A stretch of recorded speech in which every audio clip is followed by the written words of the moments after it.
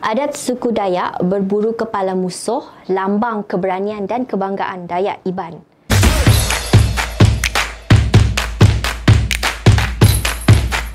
Adat suku Dayak berburu kepala musuh, lambang keberanian dan kebanggaan Dayak Iban. Seperti yang diketahui, peperangan adalah pertempuran antara satu pihak dengan pihak yang lain yang melibatkan kuasa, tempat dan penaklukan kawasan, dan setiap peperangan pasti ada yang terkorban.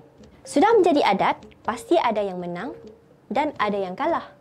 Kemenangan bagi mereka ini adalah dengan memenggal kepala musuh dan menyimpannya sebagai trofi kepala. Ia dijadikan lambang kemenangan, tetapi ada juga yang menjadikan kepala itu sebagai ritual keagamaan.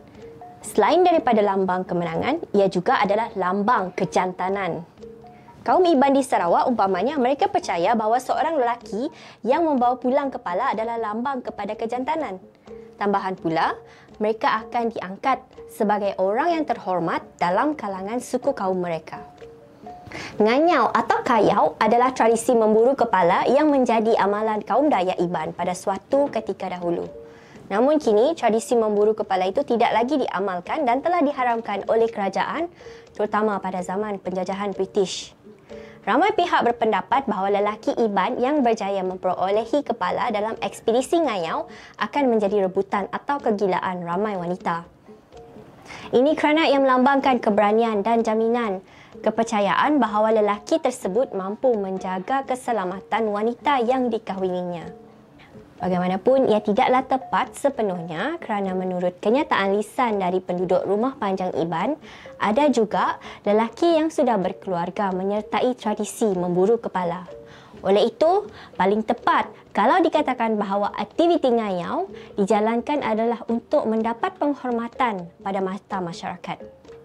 Dalam erti kata lain, ngayau juga berperanan untuk menaikkan taraf sosial seseorang yang pernah memperolehi kepala dalam aktiviti ngayau yang disertainya akan digelar sebagai bujang berani serta dikaitkan dengan hal-hal sakti.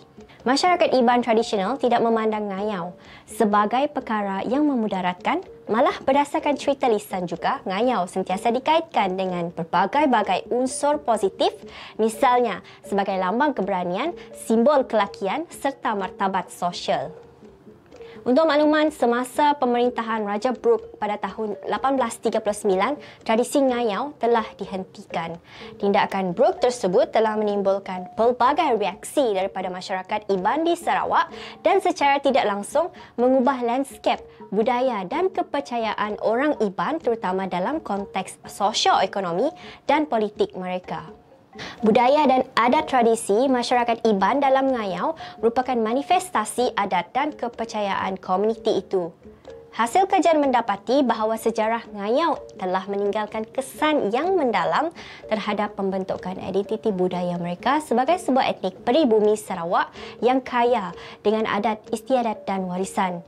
Sejarah ngayau pula telah memberikan imej secara visual dalam bentuk kebanggaan, kepahlawanan dan keberanian kepada masyarakat Iban itu sendiri.